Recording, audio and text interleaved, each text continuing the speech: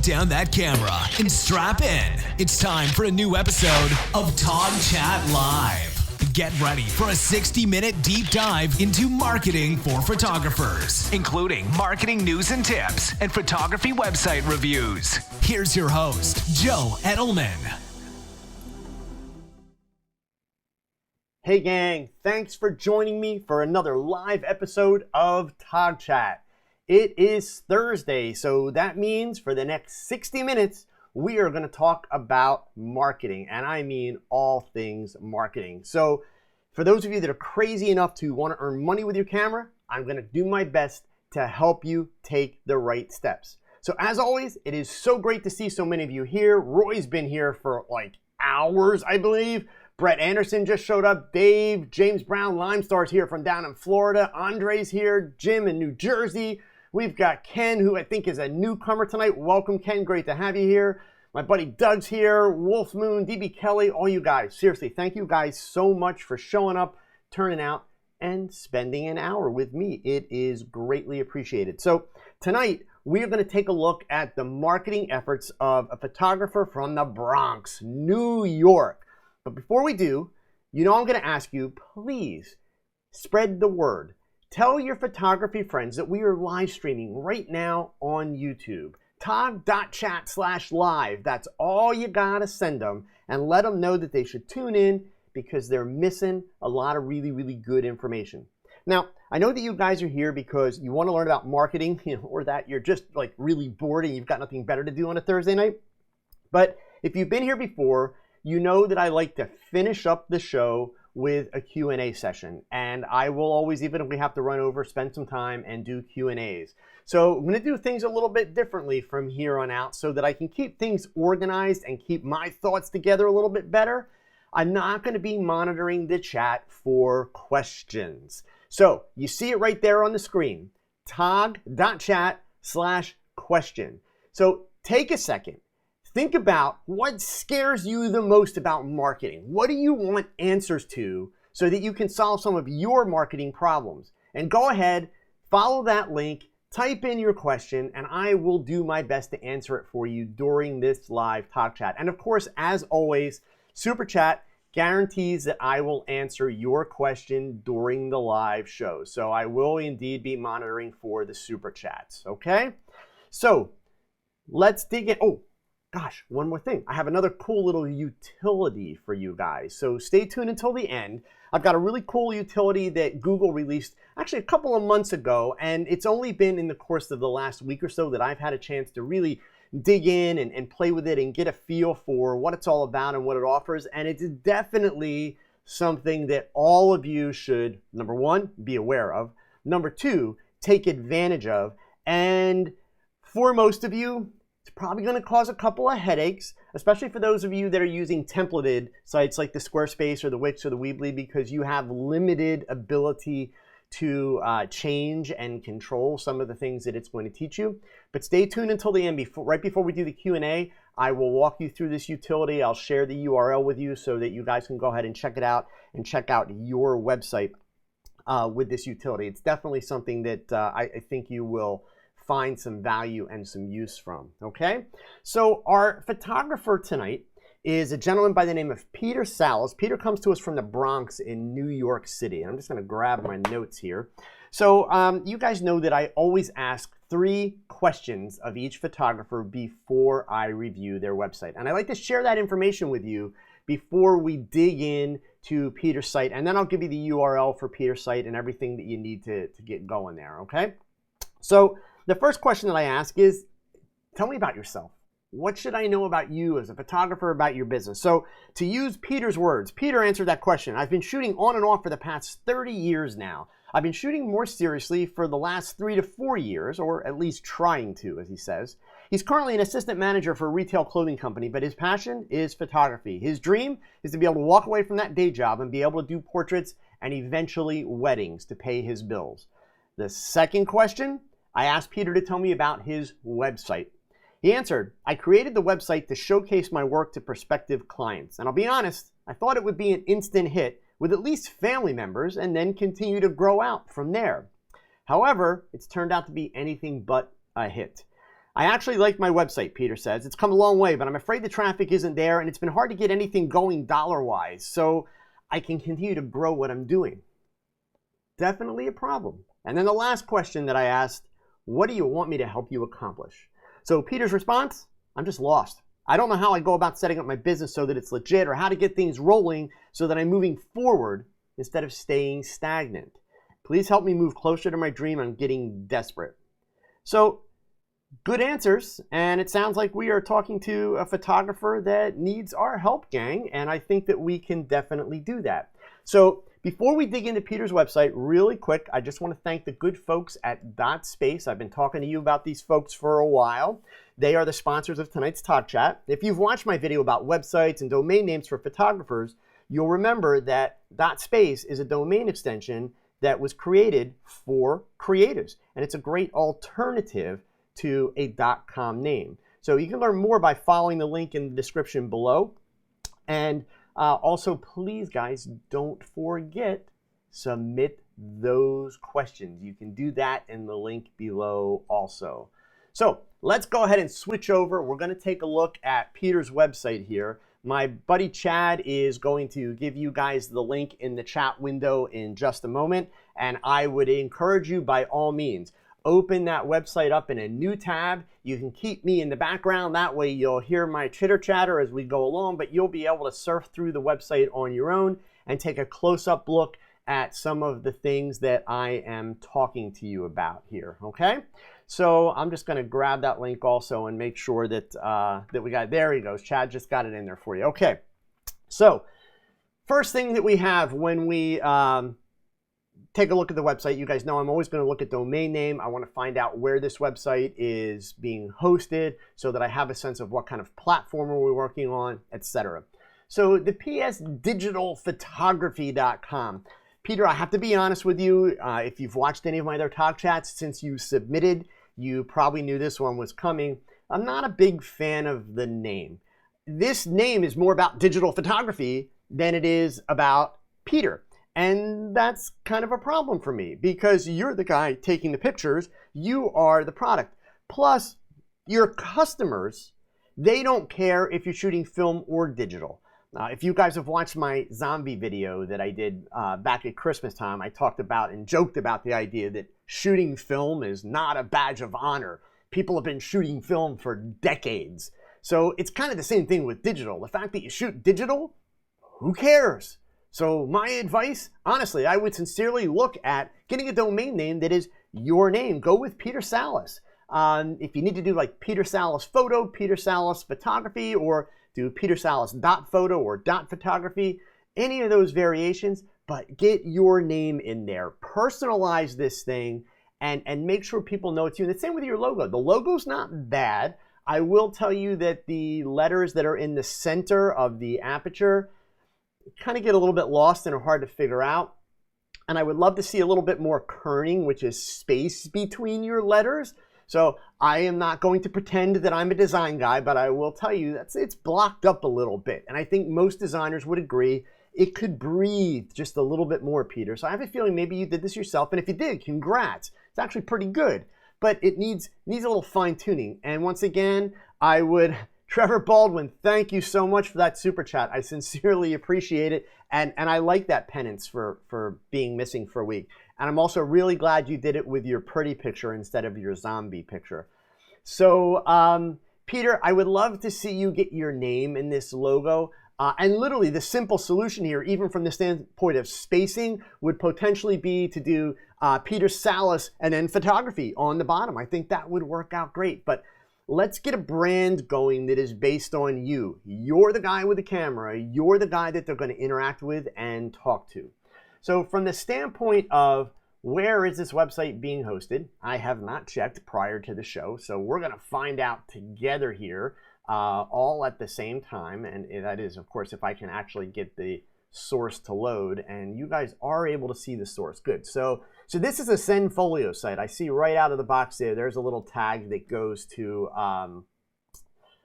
their content delivery network for Zenfolio. So we know it's a Zenfolio portfolio site, and that's fine. Not a problem with that. It's it's a fairly simple kind of layout and design. I don't mind that at all. I will tell you that on first impressions, Peter, I've got a bit of an identity crisis going. I've got a maternity photo. I've got some cute kids. As I look down the page, I get some nice portraits. But then there's a water drop and a butterfly and a monkey and a lighthouse, and we're kind of a little bit all over the board. So what that tells me is that you're a jack of all trades and potentially a master of none. And if it tells me that, it also tells that to your potential clients. So it's really, really important that you are making sure that you are really focusing your marketing so that when people find you, they can identify right away what type of photographer you are. So I have to be honest, unless you've got people that are seeking you out and paying you to take these pictures of the palm trees, which I'm guessing since you're from the Bronx, this was probably done on a vacation trip, or to go to the zoo and take pictures of monkeys, because I'm pretty sure that that's not a real like wildlife picture. I would remove that stuff completely. If you want to be able to show it off and share it with photography friends, post it at 500 pixels, post it at Flickr. Any of those platforms would be outstanding for that. But focus this website on portraits. And then once you've got some weddings under your belt, get some weddings on here. So, and let me just scroll down and make sure I haven't missed any footer. So there's our Zenfolio footer. We've got the Zenfolio stuff. We've got 3 social media links, Facebook, Google+, and Twitter. We'll check those out a little bit later. And for our navigation up top, when we mouse over portfolio, we have 3 categories: portraits, landscape and architecture, and wildlife.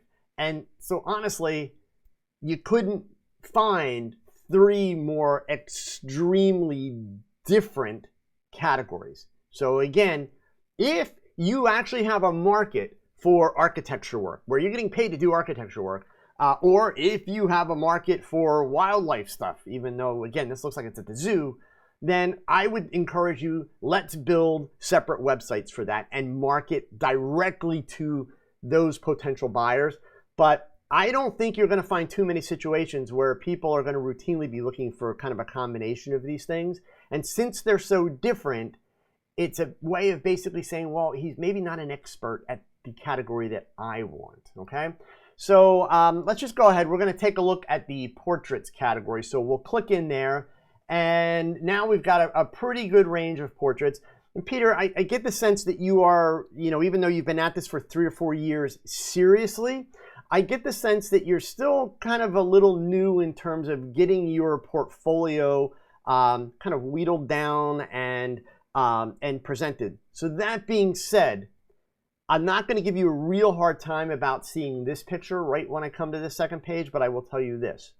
Once you have more pictures that you are just busting at the seams excited about, I shouldn't see a picture on the home page and then see it inside the website. Don't duplicate that. Show it to me once. For now, leave it there. But what I would encourage you to do is take this image and move it further down on the portrait page. Don't leave it all the way up at the top.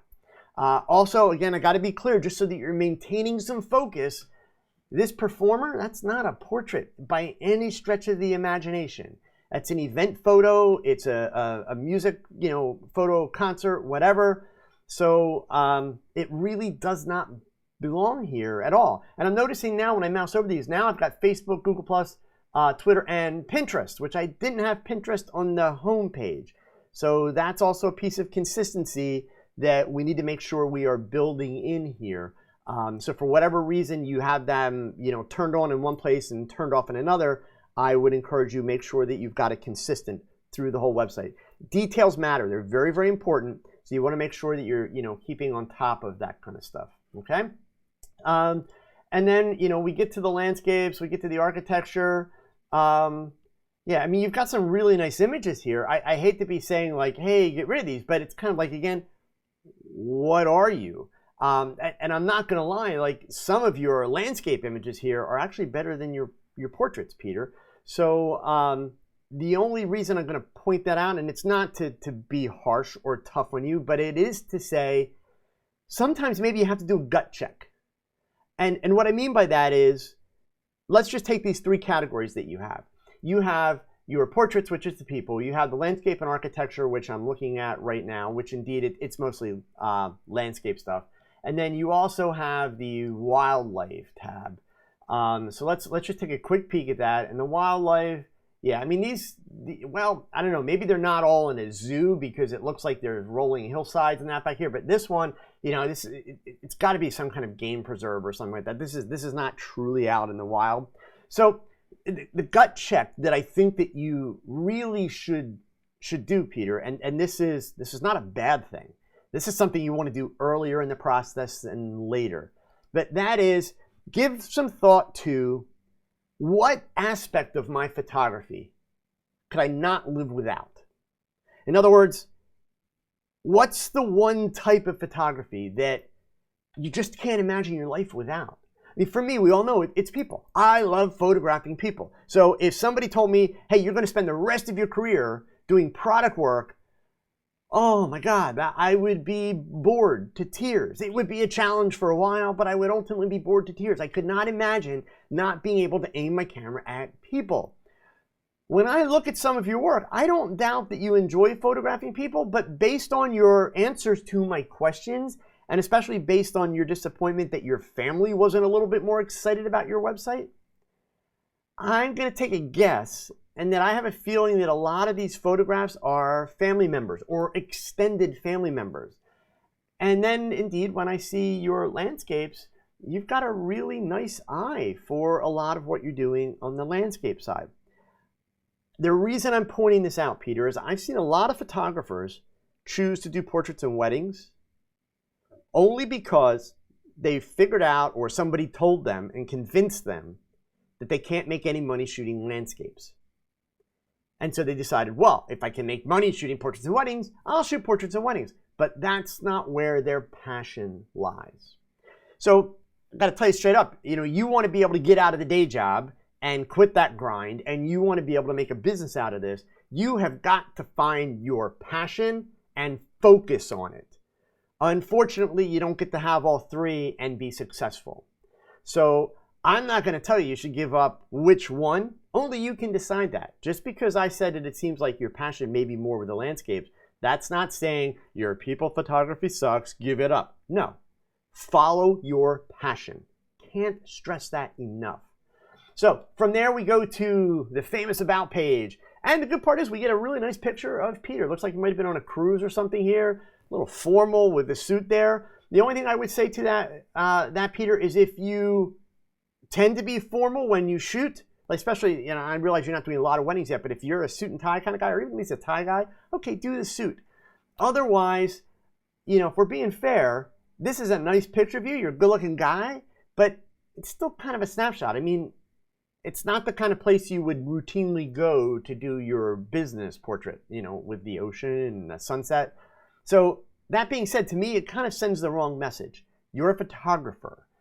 Selfie time, or find a buddy that's a really good photographer and get them to do a portrait for you. But I would really like to see you do a portrait that better represents the guy that's going to show up, that better represents the guy that a client is going to interact with. That's the whole point behind having this picture on the website. The idea behind having the profile picture is not because Joe says you have to have it and because Joe says you have to have the same picture on every one of your social media profiles. It's not just so that people can see what you look like. That's not the point. The point is to give people a good sense of who you are. So if you're not a guy that shows up dressed like this to shoot, I wouldn't use this. I would do an image that fits within your skill set and your style of photography, and that's what I would create your profile picture from, okay? So in terms of your write-up, you definitely need to give this some work, some thought. It needs some effort, for sure. For starters, you don't want to use the us at PS Digital because you make it sound like there's a bunch of us. We're a big company, which also means we're going to be expensive because we've got a lot of bills to pay. But then when we get down to that third paragraph, which is really just 2 sentences, we say, I'm still as passionate. I was this. I was that. So you're going back and forth from it being you to being a multiple. Stick with you. You're the guy, and there's nothing wrong with that. So keep it simple, stupid. I will tell you that the my name is, the welcome, all that kind of stuff. If you get your name in your brand, you don't have to be introducing yourself here, because by the time people get to this page, they already know who you are. And that's what we want. You know, the whole idea when it comes to marketing is bust your ass. Get yourself to the point that your work is good enough that people want to know your name. That's the idea. So you always want to lead with your name. So you tell a really cool story. I have a lot of cool stories from school, junior high school, people that made a huge difference in my career and the path that I wound up taking in life. But ultimately, the unfortunate part is your potential clients don't care. In fact, that's why you'll notice I don't use any of that in my marketing. I'll discuss it occasionally when people ask me questions here on TogChat, but I don't talk about it in my videos. It doesn't go into my marketing because the people that are going to hire me really don't care.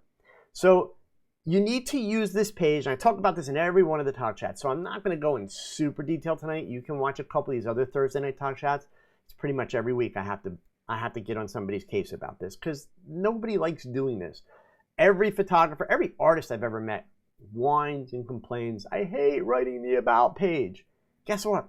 So do I. But here's the other reality. Suck it up. Deal with it. It's an important part of your marketing. So the way that you want to frame this page, you want to frame this page in a way that really what you're doing is you're kind of talking about you, but you're talking about you more in the sense of why you do what you do, why it's so important to you, and how much you love working with people or love shooting landscapes, whichever it is you choose. But you want to give people a sense of who and what they're going to experience if they work with you. That's what you're trying to accomplish here. Also, it is worth including a link at the end of this that basically says, you know, contact me now. Let's do this. So basically, you're going to put a link here to your contact page, okay? And actually, you know, I do want to flip back here really quick because I believe that when we were on the home page, I didn't see the footer, or did I miss that? So no, okay, there's no footer on the home page, and the footer does or does not show up on the portfolio. So it shows up as soon as we go inside. Okay, and that's fine. I realize that's probably part of the template that Zenfolio has set up, and you probably don't have a whole lot of control. I will tell you, and this is a stupid little nitpicky thing, but every little bit of detail counts. If the level that you are paying for at Zenfolio allows you to remove their logo and all this user agreement stuff, remove it. There are different pricing levels with most of these companies. I know SmugMug does it. Depending on what level you're paying for, you can or you can't. So by all means, if you can't, I'm not saying spend extra money to take that logo off, especially not now if you're not making a lot of money off of this. But ultimately, yeah, you don't want links that are going to take people to anywhere else. Because the problem is, in theory, you know, I can click on that link, and then I go to a company that's going to brag about hosting photographers' websites, which leads me to other photographers. That's the challenge there, okay? All right, so next up we have a page for client access, and I'm going to assume, right, so you give people a gallery ID, and now here, you know, we've got kind of a cool picture of, you know, World Trade Center, but I don't really know where this fits into your business model. That's the challenge. And this page indeed should be very simple, very clean. So there's, you know, not a whole lot more you're going to do with that. We get to the contact page. So this is good. We've got, you know, Bronx. And again, since you're working part-time at this point, and if you don't have a studio, it's not a problem that you don't have a physical address. That's fine. But it, you know, basically gives people a sense of, well, I'm in Madison, Wisconsin, so he's probably not going to work for me unless I fly him out here. So certainly, you know, having the city and the state, that's good. Phone number, you're basically giving people multiple options. You've got all of your social media links, but now here I noticed Instagram shows up, and I haven't seen Instagram yet. I've seen Pinterest on some pages. So again, we need to make sure that we are being consistent here. Also, your copyright notice, I saw this on the last page, and I should have said something. Amend your copyright notice so that it includes the first year that you posted your website. So if you just posted this website in 2017 it'll simply say copyright 2017, PS digital photography, until of course you change that business name. And in fact, if you're not operating your business as an LLC at this point, there is no business. The business is you, so it should say copyright 2017 Peter Salas. If you launched this website for the first time last year, then it should say copyright 2016 space 2017 Peter Salas. So do update that, make that little change. Pricing guide. What do we got here? So we have two options, mini sessions and portraits. So if a mini session isn't a portrait, oh, but wait, it is a portrait. So now I'm confused. There are mini sessions and there are portraits. And it's two different pages, but yet when I'm on the mini session link, it says portrait mini sessions. Not trying to be tough here, but you got to be careful how you're doing your terminology. And I'm in a pricing guide, but there's no information here about wildlife and landscapes and architecture. So let's just go through here a little bit, get a sense of what's here. The portrait mini sessions are a bit different than a regular portrait session. The sessions are only 20 to 30 minutes long. They're restricted to one location, and the print products are smaller than regular portrait sessions. You should consider this because they're great for those that are on a budget. One of the sessions available Monday through Thursday by appointment. How long will it take? You'll see a proof gallery in 7 days. Be able to order your print products right from your gallery, which remains online for 30 days. Okay. And then there's a $50 session fee due at the time. Wow. So, okay, couple challenges here, Peter. Number one, I will tell you straight up, your prices are, you're killing yourself, period. I have to tell you, most portrait photographers aren't going to sell an 8x10 for less than $50. And part of the struggle you have right now, Peter, is I say that and your head starts to hurt and you're thinking, oh my God, I couldn't possibly look somebody straight in the face and say that 8x10 is going to cost $50. You have to understand, if you don't value your work, you can't expect your client to. And the fact that you're doing this, in fact, what are you charging for 8x10? So you don't actually have 8x10s. I would definitely encourage you, if you're going to do prints, excuse me, make sure you have the standard sizes in there as well. You should have 5x7s, you should have 8x10s, you should have 11x14s. I realize what you're doing is you're doing kind of full frame sizes, so there's no cropping involved, but that's not going to work. A lot of people still want the traditional sizes. They want 8x10s, they want 5x7s, they want 11x14s. But the other part of the problem is, Peter, why people aren't contacting you. They're coming to a website where they've got a guy that shoots landscapes, shoots architecture. Oh, and he does portraits too. And here's all his prices. And I don't know, that's not really what I was looking for. I like these pictures, but that's not what I was after, so I'll go look somewhere else. You're giving them all the information they need. Andre, thank you so much, Andre. I appreciate that super chat. Greatly appreciated. And by the way, Andre, after you tweak your website, I hope that you'll submit it so that we can take a look at it here on TogChat. So, Peter, I would really encourage you, get these prices off. You need to redo your pricing to begin with. And I'm not, maybe in the future, I will spend a night on TogChat. Once we get through some of the online marketing utilities, I will dig into pricing a little bit and kind of try and walk you guys through some of the math. The reason why I don't feel like, oh my God, I need to do that right away, there is tons of really good information about that online, tons. So it's not like there's something where there's this big gap that I could fill right away. There are multiple ways to approach your pricing.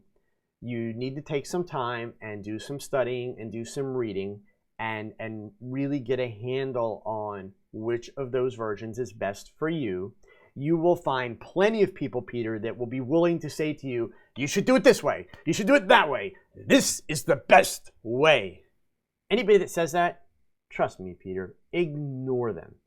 Even if it is the best way, it's the best way for them. And always ask yourself, when they give you that piece of advice, are they doing what you're doing? Because if they're not doing what you're doing, it's the best way for them in their business. That doesn't mean it's going to be the best way for you. So the best way is to do your research on the different ways that you can approach pricing and build your pricing models. But the simple net result is, even if you did a session A per day, you're going to have a really hard time paying your bills. So this pricing structure is not going to get you full time. So that's where your big issue is right out of the box. So honestly, this stuff, my advice to you would be to get rid of it. And then just so we can see here, you start out right out of the box. Before you can get your pictures taken, I need $100. That's the first thing you're saying to somebody. Wow. Like, that's kind of cutthroat.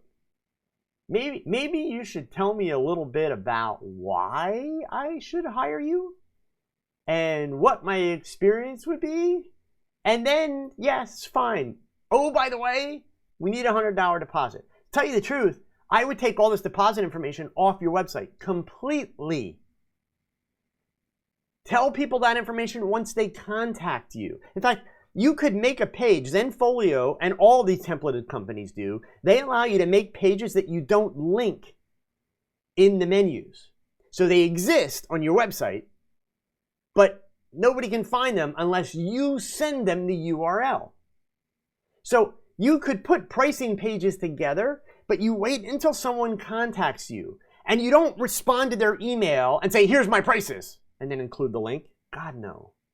You pick up the phone and you have a conversation with them and you learn about them and what they want and why they want the pictures. And then you say, well, you know what? This is what it's going to cost. And you walk them through it on the phone. And at the end of the conversation, as a follow-up, you tell them, I can book as soon as you're ready to book. If you'll give me your email address, I can send you a link to a web page that has all the information that we just talked about. That way, now you've got that person's email address. You should have their phone number on your phone because they've called you, and most of us work on cell phones these days, so we see the number it came from. So you should be keeping track of that, what their phone number is, what their email address is, and of course you should ask them their name, and you should always ask people, hey, how'd you find out about me? And then you send that information. Once you send that information, you can wait a couple of days, 3 tops, but you've got multiple ways to reach out and contact them and say, hey, I just wanted to follow up. Did you have any more questions? And you go from there.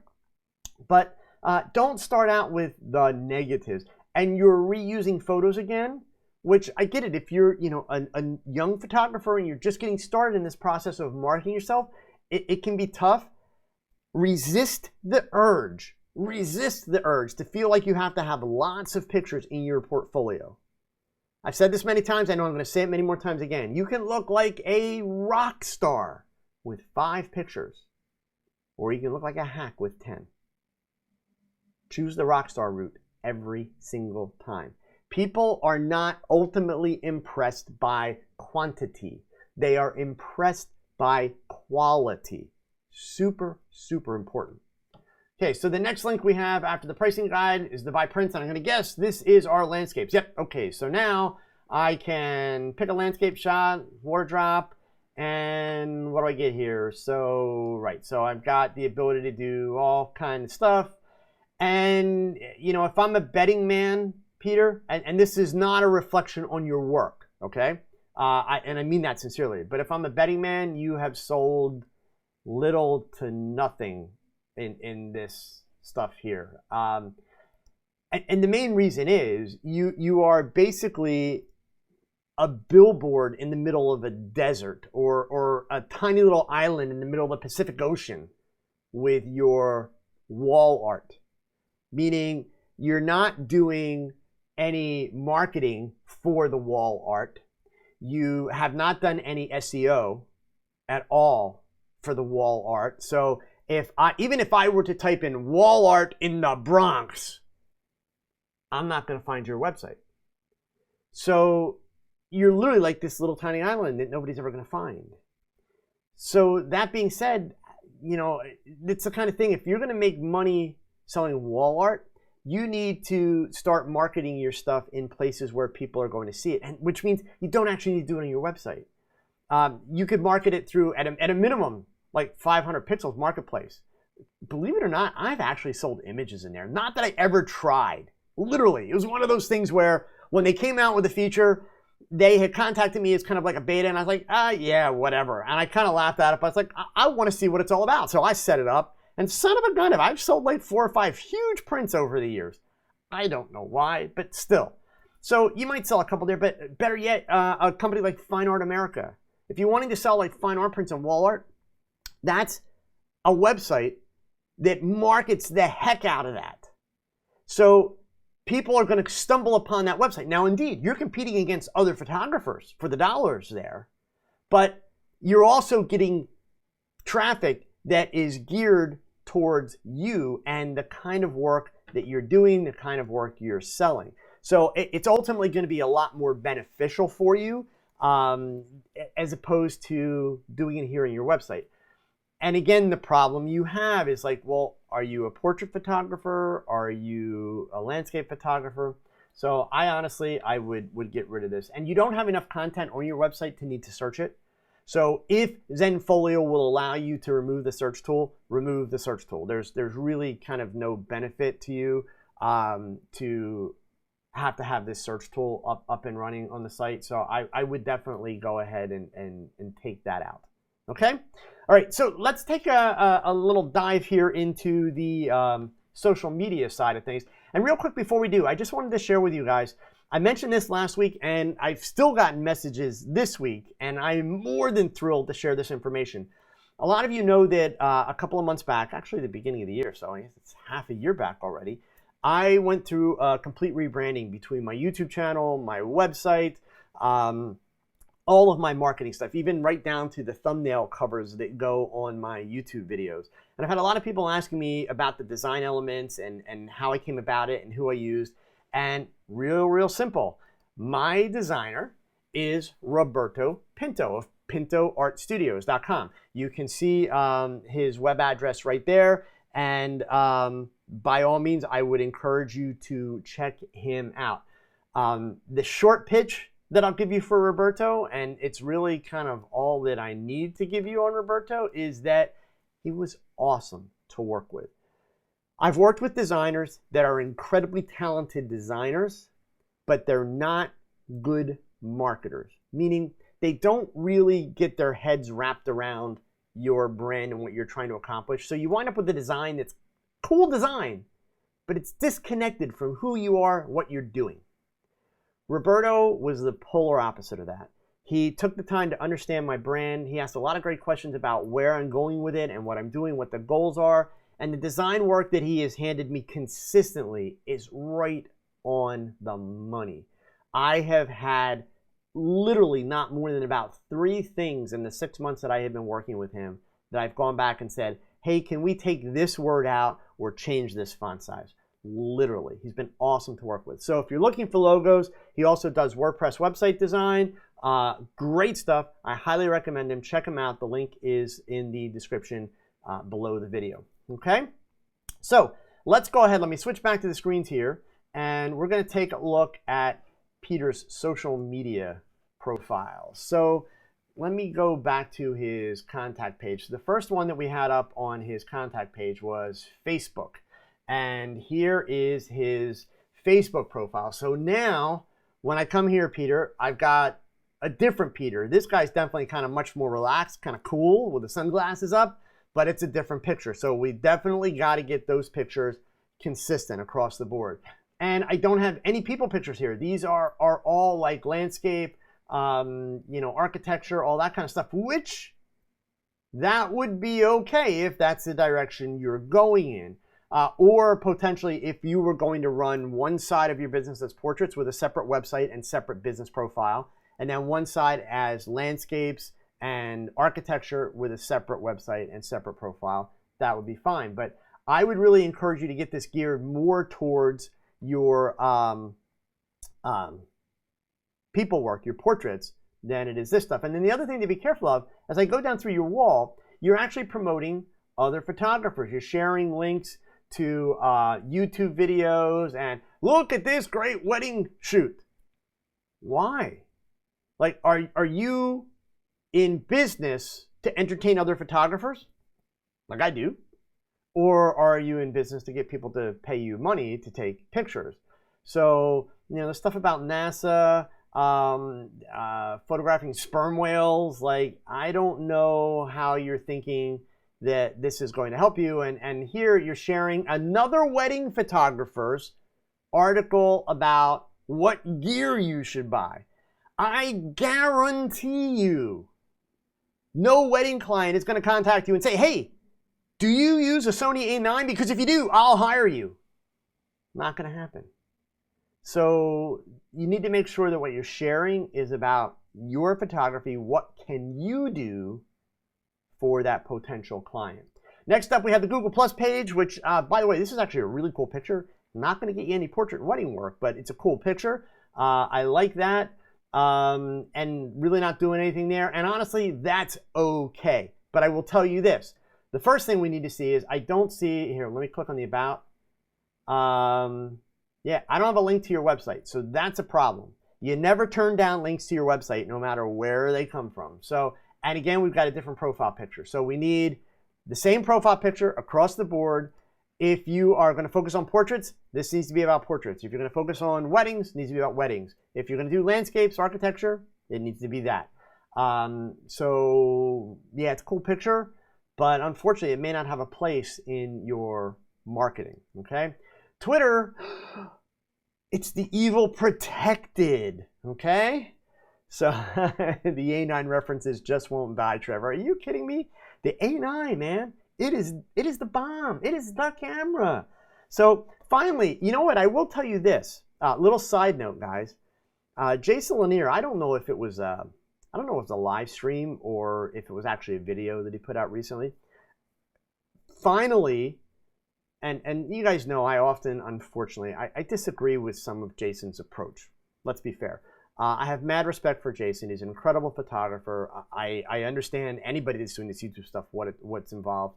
And you guys all know, obviously, I'm a big fan of Manny, who I'm pretty sure one of these days is going to have an A9 of his own if he can help it. But I was glad to see that Jason actually did a breakdown on the A9 and why it would be a good wedding camera. And it's not for all the reasons that people assumed when it first came out. And to be fair, I still don't think all of those reasons that he suggests are worth spending that money on that camera for doing weddings. You know, in terms of the features that are built into that camera, it's worth the money that you're spending on it. If you actually need those features, that's the key. So yeah, I mean, obviously, you know, those of you that don't know why I stopped and I'm talking about the A9, literally the day that the A9 was announced, I did a TogChat, and I was pretty tough on a TogChat listener, and that's kind of putting it mildly. I'm not proud of that, but he asked me the question about should he wait and get an A9 for shooting weddings, and like that concept, I'm not going to lie to you, just blows my mind. Especially for a new photographer to make the jump to a camera like that. It is so much more camera, so much more technology than makes any sense at all. So, you know, there's a right time in your career to make those kind of steps. You don't do that early on in your career, because all it's going to do is going to bury you, because you're trying to shortcut a lot of the basics. So back to my response on Peter's Twitter here, and that is it. Oh my God, it's protected. I can't see them. That's not really good marketing. Why are you sending me to a page where there's kind of a cartoon version of you, by the way, so change that profile picture. But you're sending me to a page where I can't read anything. You're not sharing anything with me. You're not doing anything for me. So why am I here? So you need to fix that. You need to open it up. God, I really hope you're not one of those people that, you know, likes to tweet about politics, and so that's why you have it protected. Bottom line is, if that's the case, just stop tweeting about politics. We all know how tweeting about politics goes, right? So whatever it is, don't do it. Open this up, let the world see it, or don't link to it. And then, of course, change your handle, since your handle is your current business name, the PS Digital Photos. So that's definitely not helping, you know, your marketing here, Peter. Okay. And then we get Pinterest. We're back to that other profile picture that we saw there. And it would appear, well, okay, so these all appear to be yours until I get here, and then I'm seeing that, I guess maybe that's where you went to school, is New York Institute of Photography. But all in all, at least that seems to be your photography, so that's good. And here's a really great example, Peter, actually, of why you want to be going with your name. You know, your name's up here, and nowhere up here does it tell me what you do. I believe Pinterest lets you put in a tagline that will say, hey, you're a photographer or whatever. And then here we get down to PS digital photography. Well, now admittedly, since I'm a photographer, one of the first things that comes to my mind is, oh, this is Photoshop. Oh no, these are his pictures. So indeed, a bride-to-be or a business person that needs a portrait is probably not going to associate PS with Photoshop, but still, much rather have them associated with your name. And then the last one you had on your list was Instagram, and it's the dreaded account is private again. And we're back to that cartoon picture. So I don't know, there seems to be a correlation here. Like every time something's private, you use this like cartoony picture of yourself. I think there's a conspiracy there somewhere. You're hiding something, Peter. Seriously though, I would, open that stuff up so people can learn about you, so that you can share with people, especially for portraits and wedding photography. Instagram is going to be very important. Pinterest is going to be extremely important for your brides, not so much for your portraits, but definitely for your brides, Peter. So, the good news, Peter, is you've got a lot to work with here. The bad news is you're feeling a little desperate because you want to be able to get out of the day job, and I respect that, but you've got to get some focus. That's really your biggest challenge, and that's why, not to repeat myself, but I am going to repeat myself, going back to the very first set of comments I made for you, you've got to do that gut check and decide, what kind of photography is it that I want to do? Don't chase the money. Chase your passion and then figure out how to make money. Some of the highest paid photographers in the world are nature and landscape photographers. Peter Lick, as an example, makes wicked money. His prints cost anywhere from like $3,000 to $10,000 or more. So the money's there, but certainly you've got to develop a product for it, and you've got to become known for it, because Peter Lick, nobody ever thinks of him for people pictures, ever. In fact, I don't think I've ever seen a photograph that he's taken of people. I'm sure he probably has in his career, but he's not marketing that. So that's step one. Step two then is you've got to translate that focus to what you're doing here on the website. Step three, don't put so much information on the website that people can make the entire purchasing decision without ever interacting with you. And one other piece, Peter, I do this with every photographer that I review their website here on TogChat. I wait until the day of TogChat to give them a call and let them know, hey, I'm going to review your website tonight. And actually, I'm kind of mean about it. Totally true.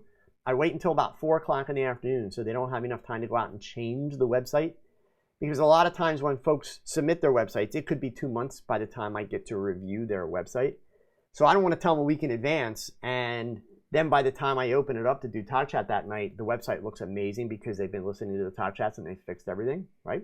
So I give them about 2 hours notice before I'm going to review their website. And so I dutifully called Peter this afternoon in the Bronx, because he's only about an hour and 50 minutes away from me, and did not get an answer. It went to voicemail, and then I got the dreaded, the mailbox is full and we cannot accept a message answer. So Peter, these are all, each one of these is a little thing by itself, but when you add them all up, unfortunately, Peter, these are the reasons why you're not getting bookings. So I would really, really encourage you to tidy things up. And that's the good part. It's not like, oh my God, this all sucks, throw it away. Do a little bit of soul searching, figure out which direction, and then get this website focused. Get that there, aim a camera at yourself, get yourself a really nice profile shot, or get a buddy to do it for you. But that kind of stuff is really going to make a huge difference in your marketing and your ability to actually start making a dollar with this, okay? All right, so gang, listen, if you are still here, thank you. We still have some cool stuff to come yet, but do me a favor, make sure you're following me on social media, Facebook, Instagram, Twitter. Those are the ones I'm most active on, but hey, if it's social, I'm there. So you can hit me on any of them. And please, a little thumbs up down at the bottom, a little action with that thumb would be really greatly appreciated. It takes you a second. And I know there's some new folks here tonight. You checked in earlier. If you haven't subscribed to my channel yet, please do. In fact, I know a lot of you are really anxious for me to get back to the tutorials. I was telling folks last night, they didn't go away. They have been really scarce for the last 2 months. Saturday, there'll be a video coming out. It is how you can use a softbox or an octabox as a portrait background. But make sure you check it out, because I know a bunch of you have done that before. Make sure you check this out, because I've got a really cool little tip in there for how you can get the perfect exposure to get a high key white background using the softbox without a light meter. It's super, super simple, and it takes less than a minute to get it all done, okay? So that'll be out this Saturday. Some cool stuff coming up. I know a bunch of you are waiting for my DIY Saber strip lights that we've been talking about in the Facebook group. They will also be hitting the airways soon, so there's a bunch of really, really cool stuff coming. So make sure that you subscribe, and that way you'll get notifications when that stuff goes live, okay? So I told you guys that I would share a cool little utility with you from Google. So before I switch the screen over, let me give you a little bit of background.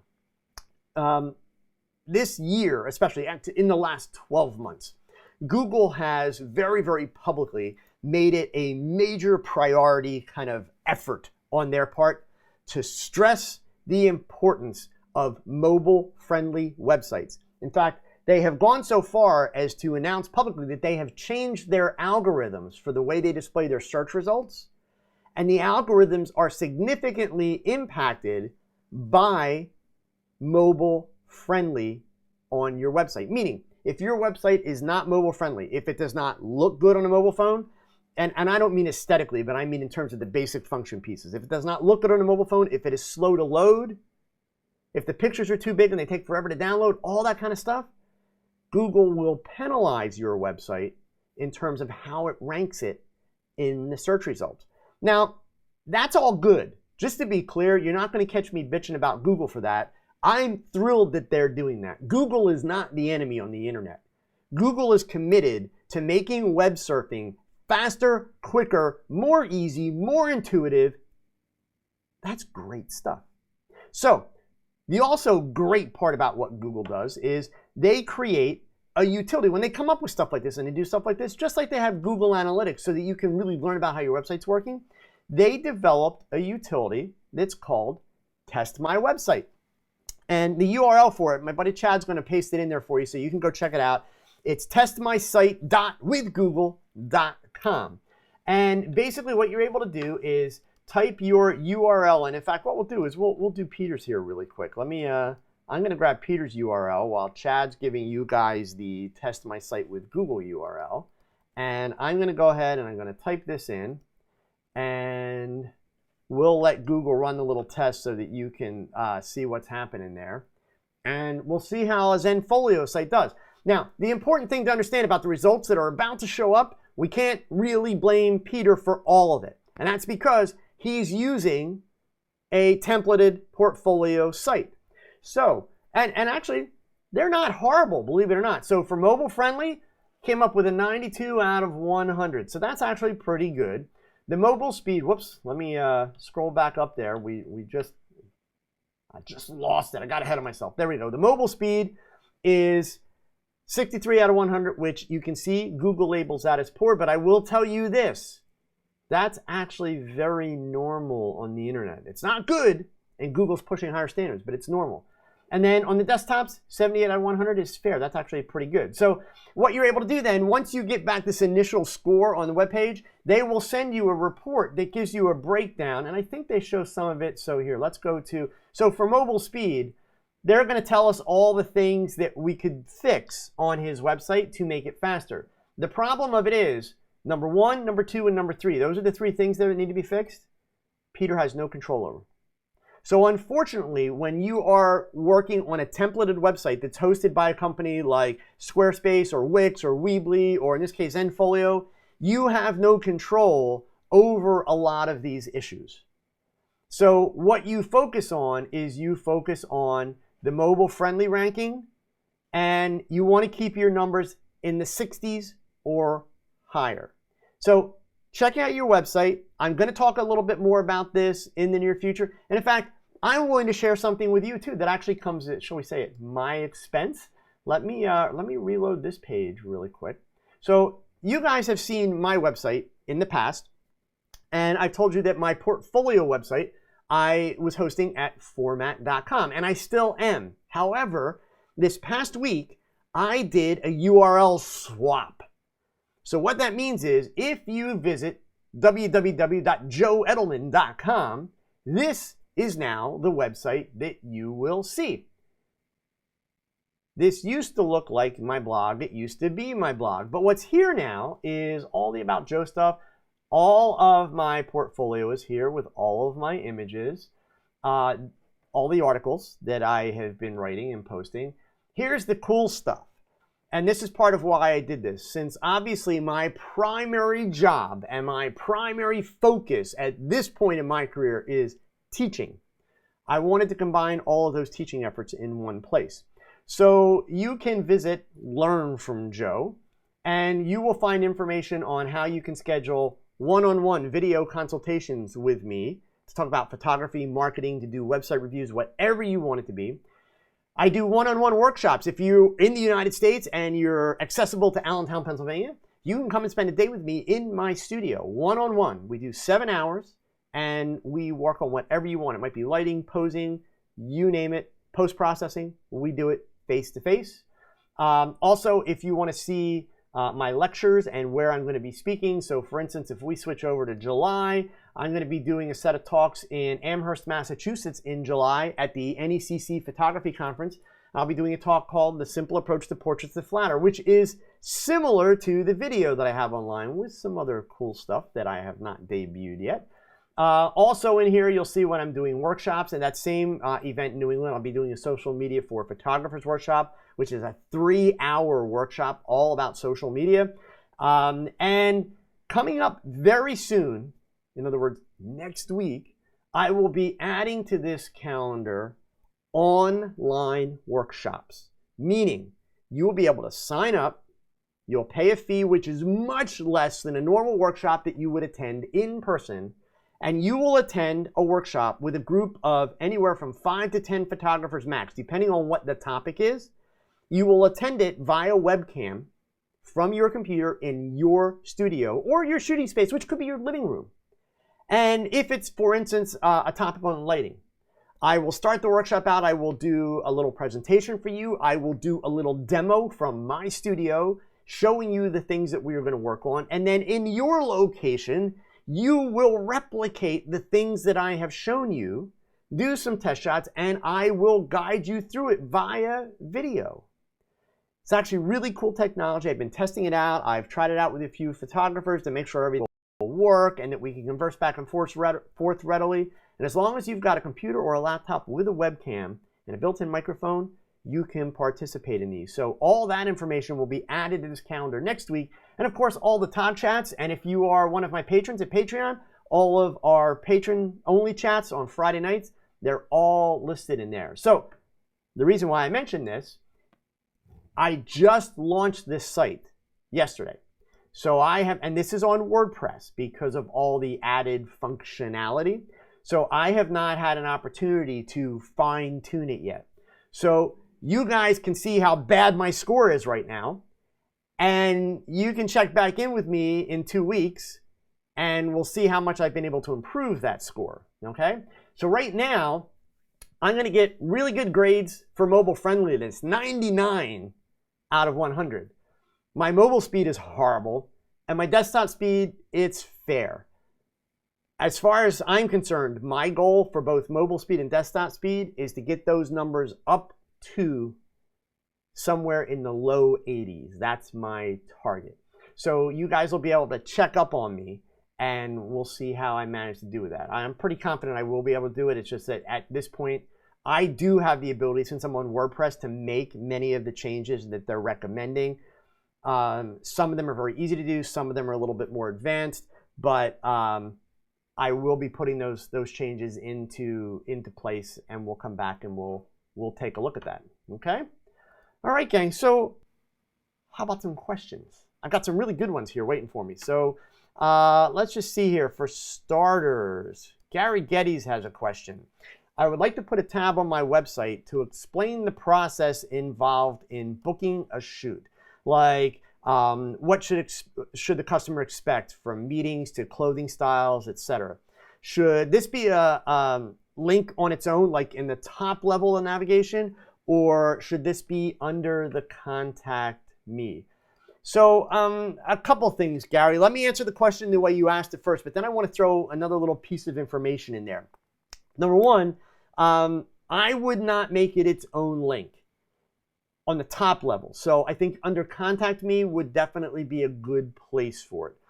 If you're a photographer that has a lot of competition in your area that talks about their packages and those kinds of things, then you could put it under that heading on the navigation. But otherwise, definitely make it a subheading. Here's the thing though, be very, very careful when you do a what to expect page. All too often, people do the what to expect and it turns into, these are the rules. I won't do this, I do this. You have to do this, I need this deposit, it's gonna cost you this, you can only do this, I don't allow this to happen. And it's kind of like, oh God, like who wants to deal with that, right?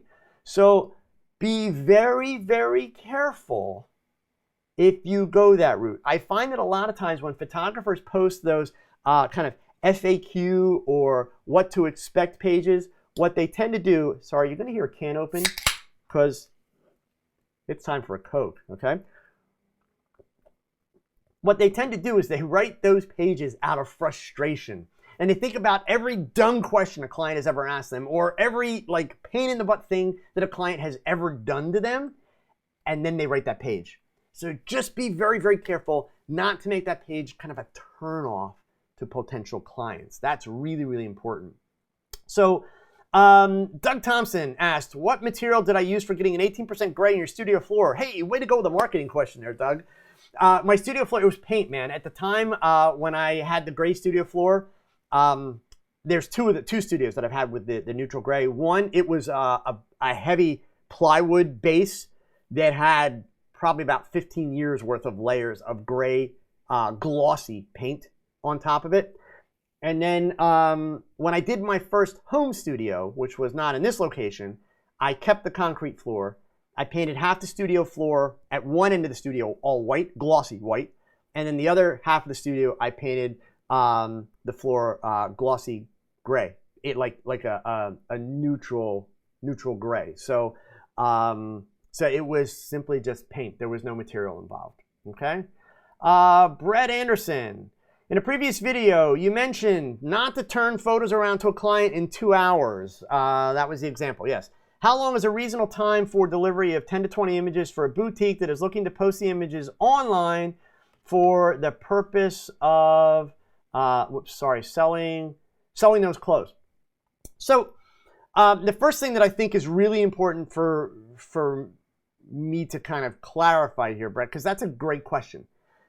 There's no one-size-fits-all answer here. So let me be very clear about that. And I'm not saying that as a disclaimer to back away from the statement. I still stand very firm on the statement. But indeed, there's no one-size-fits-all. Here's what I mean. So obviously, we live in a world where all of this technology, especially digital technology, allows us to satisfy one of our most, human of things. And that is impatience. We want it now, which is great. But also understand that by giving now and really quick, you make it seem like it's easy to do. And so it kind of devalues what you're doing. So you're talking about kind of a commercial situation where you've got a client that is hopefully going to be paying you more than what a portrait client would pay you, because this is a commercial job, meaning this client's going to make money by using these photos. So an advertising job is going to bill more than a portrait, right? So here's a client with a very specific need going into the project, and they're paying you a higher rate. So I would say to you, tell the client your normal turnaround is 5 days. And I'm picking a number. Literally, I'm just kind of picking a number out of my butt. Tell them it's 5 days. And if they want it in 2, you can do that for an extra $100. And now you've just made $100. For what? For getting the job done quick. But if you just do it because they ask, you're jumping through a hoop. And you're devaluing your time and your efforts. Same with a portrait client. A portrait client, they don't need it right away unless they tell you right out of the box, hey, listen, I've got a deadline looming and I have to have this picture for my company's website.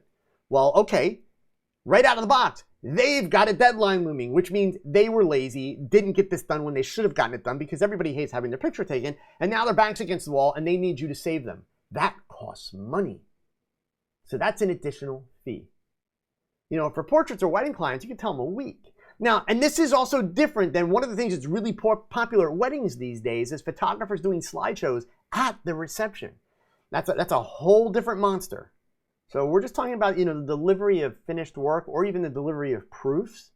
Depending on how much work you're going to do to the proofs, definitely take a couple days. And if nothing else, at least at a minimum, give yourself a day or two to do the initial edits so that you're not, you want to be able to kind of divorce yourself from the shoot emotionally so that when you look at the images, you're not looking at them with all the emotion of the excitement of shooting them, but you're looking at them more objectively. So it is going to vary depending on the client situation, but in the case that you're talking about, it's not unreasonable to think that the client may need the photos like in a day or two, but I would look to create a situation where you can place a premium on that quick turnaround. So, okay. So, Christiana M, hello, what would you recommend for a beginner marketing themselves while building a portfolio?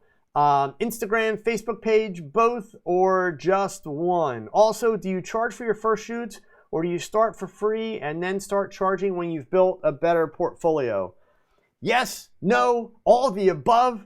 So in terms of where do you start while you're building the portfolio with your marketing, Christiane, I would say absolutely Facebook and Instagram are perfect. However, think ahead a little bit to make sure that you are establishing your brand right out of the box. So just like I gave Peter a bit of a hard time tonight with the fact that he's got this PS digital photography, and I really think you should be using Peter Salas photography, sort out your name and all that stuff very, very early on. In fact, honestly, one of the first purchases you should make when you're deciding to go into this as a business is your domain name. Even if you're not ready to build your website, get the domain name, lock it up, that way you have it. That way, when you begin marketing on social media, and even if you get business cards printed, you know that when you are ready and you have the money or the portfolio to build that website, you're going to be able to use the same name. You don't want to start marketing under one name on social media and then realize, gosh, I can't buy that domain name. Now what do I do? Now you've created a brand, and midway through this whole process, you've got to change the brand. So figure out that branding part early. And I don't mean you have to have the logo. It drives me nuts. If you've watched my marketing videos, I talk about it.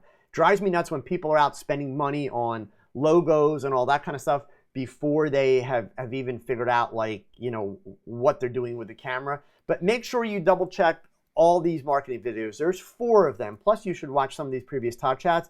There's Social Media for Photographers Part 1 and also Social Media for Photographers Part 2. These 2 videos will help you to get started on Facebook and Instagram. You'll find them on my YouTube channel. Then make sure you check out domain names and website hosting and also websites for photographers. In those videos, I talk about the branding aspect of it, the logos. But by all means, start with social media.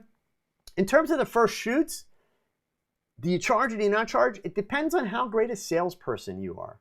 There's no rule. If you can find somebody dumb enough to give you money and you're confident that you can deliver a product, well, hell yeah, charge money. You got to learn to do it at some point, so the sooner the better. And I mean that sincerely. That's not taking advantage of somebody. It's simply a matter of being honest with yourself. If you're confident that you can deliver a decent set of pictures and somebody's willing to pay you, take the money. If you're desperate to get somebody in front of your camera so that you can practice and so that you can show off what you're doing, well, then it's going to be a trade. And that's okay too. So right now, if you're just getting started, your portfolio and actual experience with your camera. In fact, let me flip that around. Actual experience with your camera and then your portfolio are your 2 number 1 priorities, okay? Mark Cross is asking, can a portrait photographer successfully exclude wedding work and make it? Sure. There's a lot that have. Absolutely. So, it's all about finding the right clientele and finding people that will pay the money for the work that you want to do. If you're just going to do kind of, average quality portraits and they're kind of run-of-the-mill stuff, then that might be a little bit tough, but it all depends on how good a business person you are.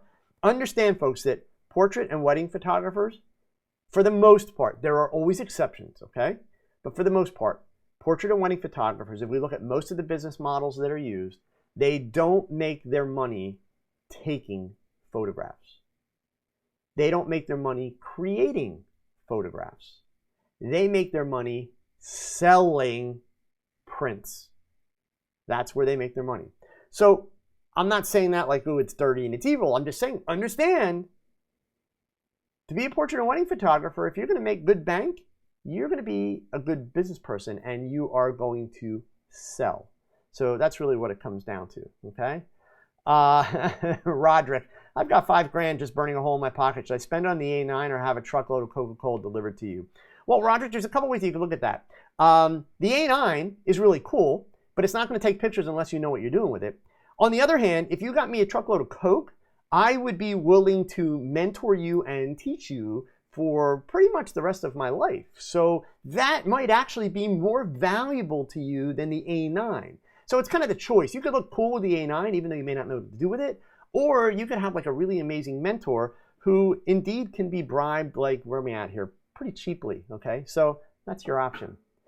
All right, gang, listen, it has been a great night. I am going to go ahead and call it a night. I hope that you guys found this information helpful. Please know that I wish all of you the best with all of your photography and especially your marketing and business efforts here that you are going to pursue. So a quick announcement, next Thursday, there will be no TogChat, none. I will actually be traveling. I'm headed up to an event in Boston on Thursday, so I will not be around. So TogChat is going to be back in 2 weeks, and it will be something a lot of you have been waiting for, Google Analytics for Photographers, Part 2.